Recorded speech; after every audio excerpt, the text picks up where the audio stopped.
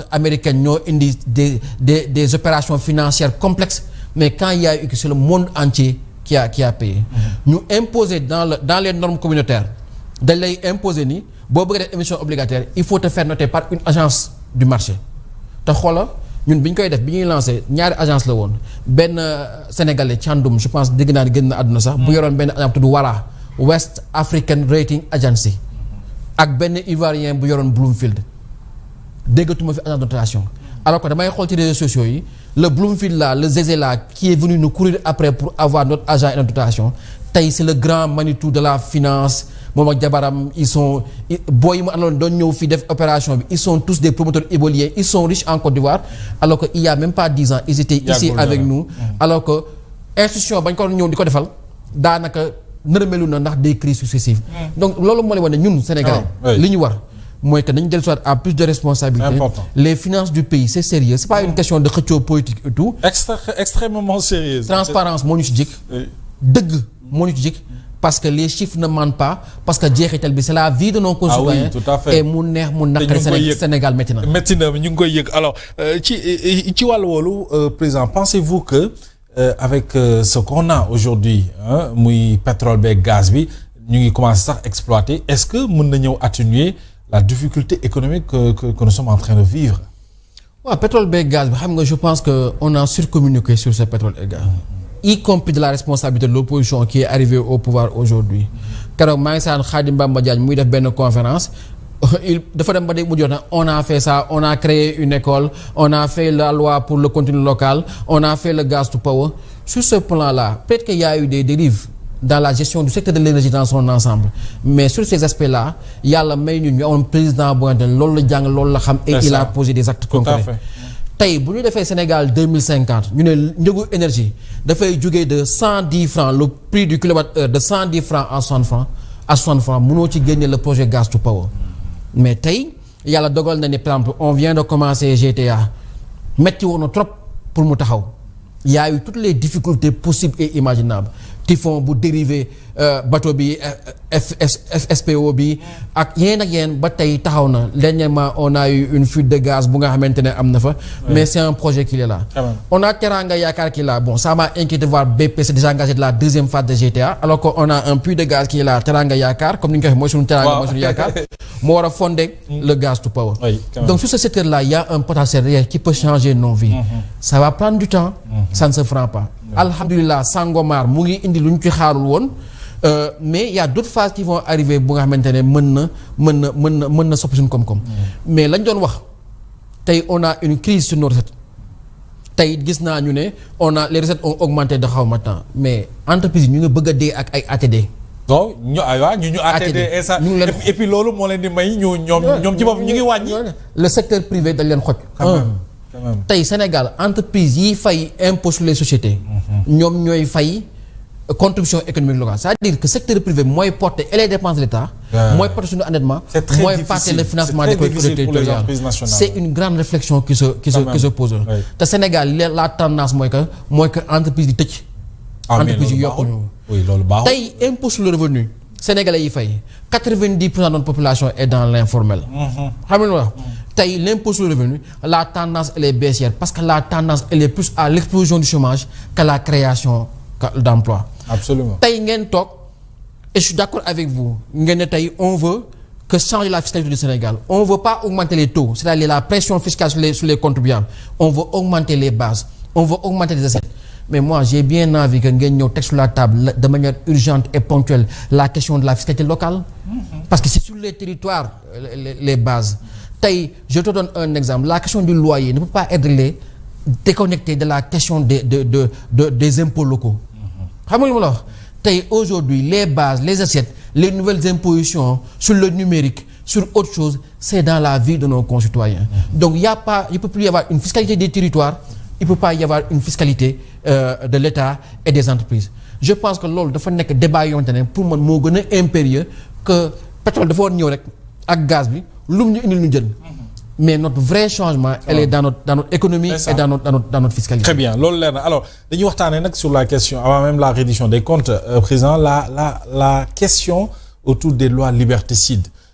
article 80 254 255 code ba jëm kaw wala jëm suuf ñu gis ne ces articles là dafay tout le temps di def ay victimes ñi fi nekk tey yàgg nañ ko xeex ñoom sax dund nañu ces lois disons liberticides là mais aujourd'hui il utilise teg ci ay nit loxo bi ci mujj mooy Moustapha Diakhaté ak li mu wax ñu mettre ko en garde à vue te ay la yowén xam naa ci kaso bi lay mujjee les Abdou Nguer et autres alors est-ce que war nañu toll fii ci wàllu justice et surtout ñii nga xam ne xeex nañu loolu ndax dañ koo dundoon. xam nga moom laa lay wax sànq ku ko wax ak ku ko waxul acteur politique bu dund élection présidentielle yi xam nga ni élection présidentielle bàyyi na ay traces yu diis ci askan bi moo tax ñiy toog tey am na loo xamante ne war nañ ko jomb def parce que dañ leen di yey et je pense que xaar nañ ko ci ku nekk ba mu sëf ci ñoom.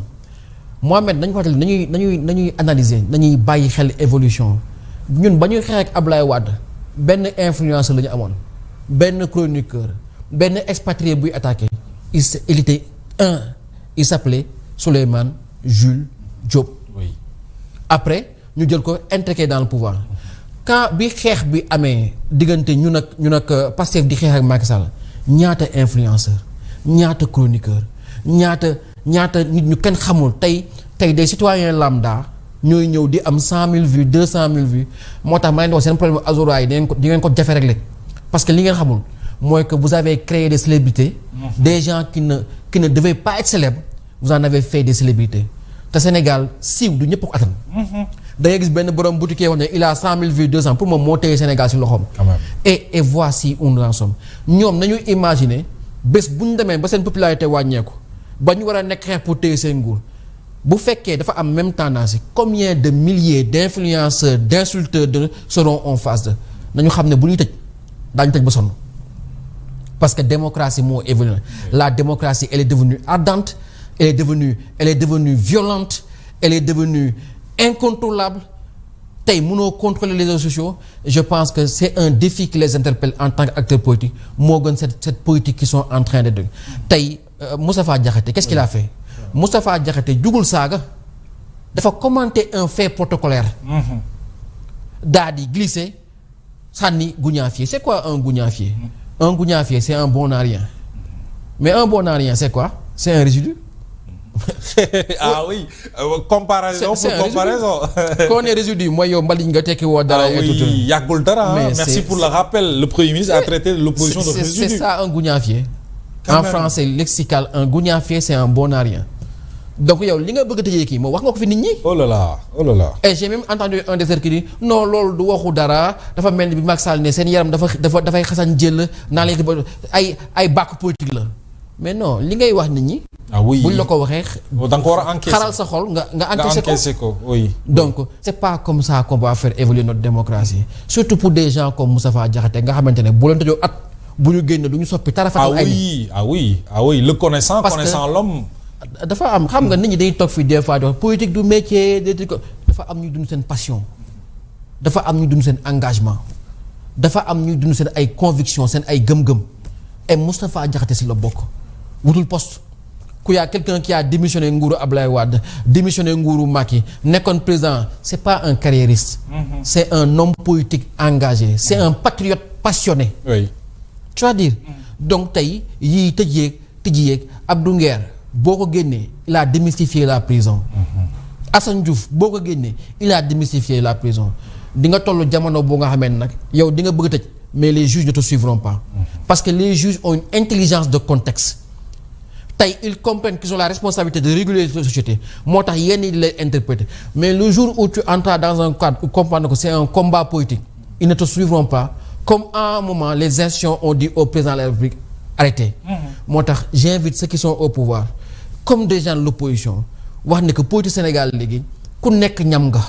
ku nekk wër nga ku nekk xam nga lu ñu war jëriñ moo ñu soppi suñu taxawaay xam ne que tey bu la neexee nga toog opposition wax lu la neex buñ la joxee nguur nga ne réalité du pouvoir quand même dinaa soppi réew mi ci ñaari weer ñëpp xam nañ ni réew kenn mënu ko soppi ci benn mandat waxuma la ak ñaari mandat man maa ne woon naa fi def lii appel à candidature mënta ne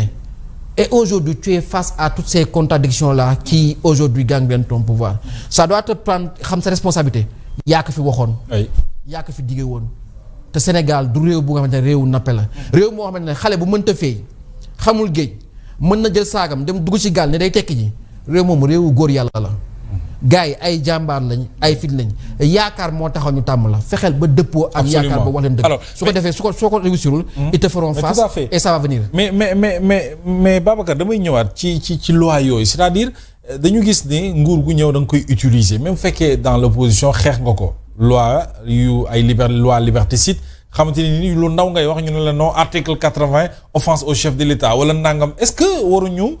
tabbi ci réforme yi dindi fi yooyu waxtaan nañ ci dialogue bi waxtaan nañ dialogue bi moo doon importance mooy acteurs yi ñëwoon toog parce que c'est une évolution la proposition oui. Parce que nag il y a un équilibre à trouver entre le fait que ñu war a assainir suñu démocratie xeex fi yooyu mais le fait aussi de protéger nos institutions attention suñu demee ba suñu institution jaratul dara xam nga qu'est-ce que ça va générer ça va générer l'impuissance politique boo boolee institution bu amul crédibilité ak les limites de notre économie où on n'arrive pas à donner de l'emploi aux jeunes où on n'aurait pas